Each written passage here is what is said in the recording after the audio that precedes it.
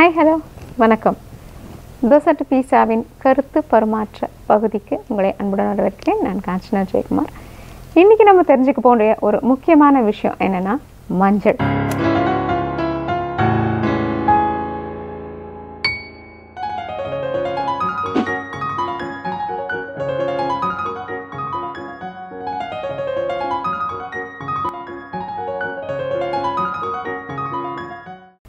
மஞ்சள் இது நம்மளுக்கு தெரியாதா அப்படின்னு நிச்சயமாக யோசிக்கலாம். அப்படி இல்லை, இந்த மஞ்சளை சின்ன வயசுலேருந்தே நம்ம பூசிக்கொள்வதற்கு மற்றும் நம்மளுடைய சமையலில் நம்ம உபயோகப்படுத்திகிட்டே இருந்திருக்கோம். ஆனால் இந்த மஞ்சளை பற்றின சில ஒரு ஆழ்ந்த கருத்துகள் நம்மளுக்கு தெரியாமலும் இருக்கலாம். அப்படின்றதுனால தான் இந்த கருத்து பரிமாற்றம். இதில் நம்மளுக்கு முயலால் இருக்கக்கூடிய ரொம்ப அதிமுக்கியமான 5 வகை மஞ்சள் என்னன்றதை நம்ம பார்க்கலாம். அந்த 5 வகை மஞ்சள் என்னென்னா முறையே கஸ்தூரி மஞ்சள், விரலி மஞ்சள், குண்டு மஞ்சள் அல்லது குடை மஞ்சள், கரி மஞ்சள் மற்றும் மரமஞ்சள் அப்படின்ற இந்த 5 வகையாகும். இதில் நம்ம அதிகமாக உபயோகத்தில் இருக்கிறது 3 வகையான மஞ்சள் தான். அதெல்லாம் என்னன்னு பார்த்தீங்கன்னா கஸ்தூரி மஞ்சள். இந்த கஸ்தூரி மஞ்சள் அப்படின்னா சில பேருக்கு தெரிஞ்சும் இருக்கலாம், தெரியாமலும் இருக்கலாம். ஆனால் கஸ்தூரி மஞ்சள் என்பது ரொம்பவே அதிகமான ஒரு நல்ல நற்குணங்களை கொண்ட இந்த மஞ்சள் சரும பாதுகாப்பிற்கு ரொம்ப நல்லது. இது அதனால் மருந்துகளாக ஆயுர்வேதத்தில் நிறைய உபயோகப்படுத்திட்டு இருக்காங்க. அதை தவிர இதில் சிறிது கசப்பு தன்மை இருக்கும். அதனால் நம்ம இதை சமையலுக்கு எடுத்துக்கிறதுல இதனுடைய இன்னொரு முக்கியமான குறிப்பு என்னென்னா இதில் அவ்வளவா நிறம் இருக்காது, ஆனால் மனம் இருக்கும். ரொம்ப அதிகமான மனம் அப்படின்னு எடுத்துக்கிட்டிங்கன்னா அது இந்த கஸ்தூரி மஞ்சளுக்கு தான். அதனால தான் இதுக்கு பேரே குர்குரா அரோமேட்டிக்கா. அரோமா அப்படின்னா மனம். அப்படின்ற அந்த மனத்தை அதிகமாக தரக்கூடிய இந்த மஞ்சள் தான் கஸ்தூரி மஞ்சள். இந்த மஞ்சளை பொதுவாக பூசி குளிக்கிறதுக்காக உபயோகப்படுத்திகிட்டு இருந்தோம். ஆனால் இது விலை அதிகம் மற்றும் இதனுடைய இது கிடைக்கிறது ரொம்ப சுலபமாக இல்லாதனால இதை நம்ம நிறுத்திட்டு குளிக்கிற மஞ்சள் அப்படின்ற மஞ்சள் எடுத்து உபயோகப்படுத்த ஆரம்பிச்சிட்டோம். குண்டு மஞ்சள் எடுத்து குளிக்கிற மஞ்சள்னு சொல்லிட்டு உபயோகப்படுத்த ஆரம்பிச்சிட்டோம். ஆனால் நீங்கள் இந்த கஸ்தூரி மஞ்சளை உபயோகப்படுத்தினீங்கன்னா நிச்சயமாகவே நிறைய நல்ல நன்மைகளை அடையலாம். அது ஒரு கிழங்கு, அந்த வேர்க்கிழங்கை தான் நம்ம உபயோகப்படுத்துகிறோம்.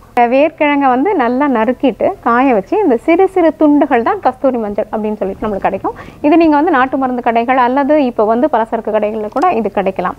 அந்த மாதிரி இந்த மஞ்சளை நீங்கள் வாங்கி வச்சுட்டு அதை நல்லா கொஞ்ச நேரம் நல்ல வெயிலில் காய வச்சு நம்மளுடைய மிக்சர் ஜார் அப்படின்ற இயந்திரத்தில் போட்டு நீங்கள் பொடி வச்சுக்கலாம். அல்லது நீங்கள் பக்கத்தில் இருக்கிற மில்லில் கூட கொடுத்து நீங்கள் முகத்துக்கு பூசுறது அப்படின்னு சொன்னீங்கன்னா அரைச்சி கொடுத்துருவாங்க. அதை நீங்கள் பயரோட ஏதாவதோடையும் சேர்த்து போடலாம், அல்லது தானே முகத்தில் போட்டுக்கலாம். அப்படி போடும்பொழுது என்ன ஆகும்னா நிறைய சரும வியாதிகளிலிருந்து நம்மளுக்கு நிவாரணம் கிடைக்கும்.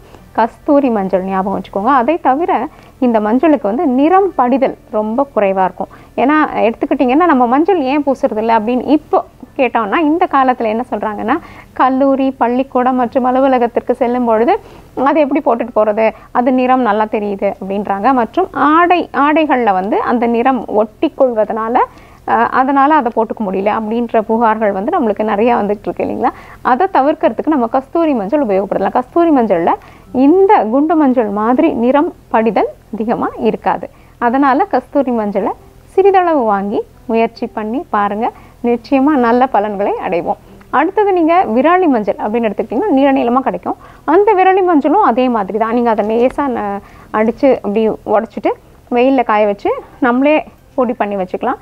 அல்லது நம்ம மில்லில் கொடுத்து பொடி தயார் பண்ணி வச்சுக்கிட்டிங்கன்னா கலப்படமற்ற தூயமான முழுவதும் நம்மளே தயாரித்த மஞ்சள் பொடி நம்மளுக்கு வீட்டில் தயாராகிடும். அதுக்கப்புறமா நம்ம அதை அப்படியே உபயோகப்படுத்திக்கலாம். அடுத்தது குண்டு மஞ்சள் அல்லது குளிக்கிற மஞ்சள். இது என்ன பண்ணுறாங்கன்னா நிறைய மருத்துவ குணங்களுக்கு இது உபயோகப்படுத்திட்டு இருக்காங்க. அதனால் அதை நம்ம உரசி தேய்த்து கொள்வதற்காக வச்சுக்கிட்டோம். அதை உள்பாகங்களுக்கு நம்ம தேய்ச்சிக்கிறதுக்கு காலில் எல்லாம் வச்சுக்கலாம். முகத்தில் பூசிக்கிறதுக்கு கஸ்தூரி மஞ்சளை உபயோகப்படுத்தலாம்.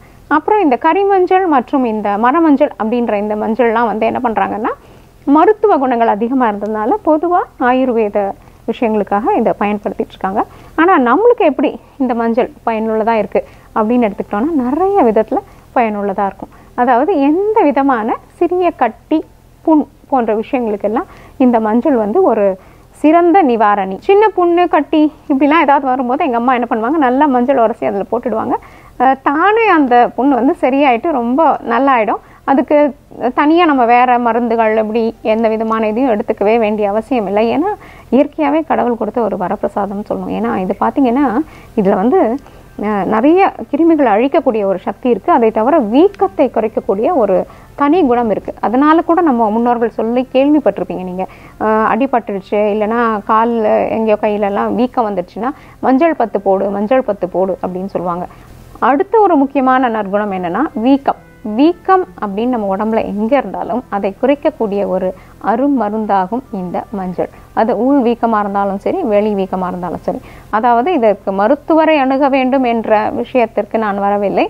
ஆனால் மேம்போக்காக நாம் சின்ன சின்ன விஷயங்களை பார்க்கும்பொழுது நல்ல ஒரு வீக்கத்தை கட்டுப்படுத்தக்கூடிய குணம் இதுக்கு இருக்கிறதுனால தான் இன்றைக்கி இந்த காலத்தில் ஆர்த்ரைட்டிஸ் அப்படின்னு சொல்லக்கூடிய நிறைய முட்டி வீக்கம், கணுக்கால் எல்லா வீக்கங்களுக்கும் வந்து பொதுவாக இந்த மஞ்சளை ஒரு குடுவையில் போட்டு கேப்சியூல்ஸ் அப்படின்ற பேரில் விற்கவே ஆரம்பிச்சிட்டாங்க.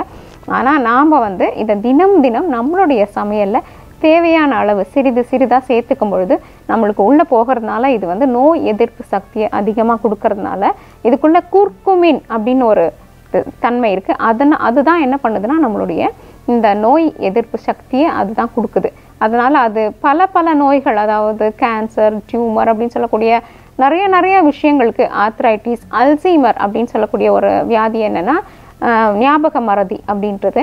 இந்த ஞாபக மறதி வந்து மூளையில் ஏற்படக்கூடிய சிறு கோளாறுகள்னால நடந்துகிட்டு இருக்கு.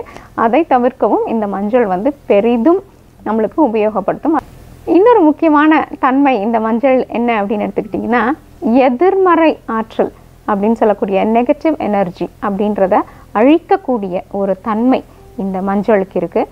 அதை தவிர ஆக்கப்பூர்வமான ஆற்றலை அதிகரிக்கக்கூடிய தன்மை, அதாவது பாசிட்டிவ் எனர்ஜி, அதை அதிகரிக்கக்கூடிய தன்மையும் இதுக்கு இருக்குது. இந்த எதிர்மறை ஆற்றல் அப்படின்றது வந்து பொதுவாக நிறையா அழுக்கு இருக்கக்கூடிய இடத்துல, கிருமிகள் இருக்கக்கூடிய இடத்துல வரும். உடனே என்ன பண்ணுவாங்க, மஞ்சள் தெளிச்சிடுவாங்க. அதுக்கு தான் நம்ம வந்து வெளியில் போயிட்டு வந்தால் மஞ்சள் தெளிச்சிட்டு உள்ளவா அப்படின்லாம் சொல்லிகிட்டே இருப்பாங்க நம்மளுடைய முன்னாடி காலத்தில். அதெல்லாம் எதற்கு அப்படின்னா, அங்கே இருக்கக்கூடிய எதிர்மறை ஆற்றலை அழித்து நல்ல ஆக்கப்பூர்வமான ஆற்றலை போட்டு உள்ளே நம்ம வரோம். அதனால தான் சுத்திகரிக்கிறதுக்கெல்லாம் வந்து மஞ்சள் தண்ணி தெளிச்சிட்டு இருந்தாங்க.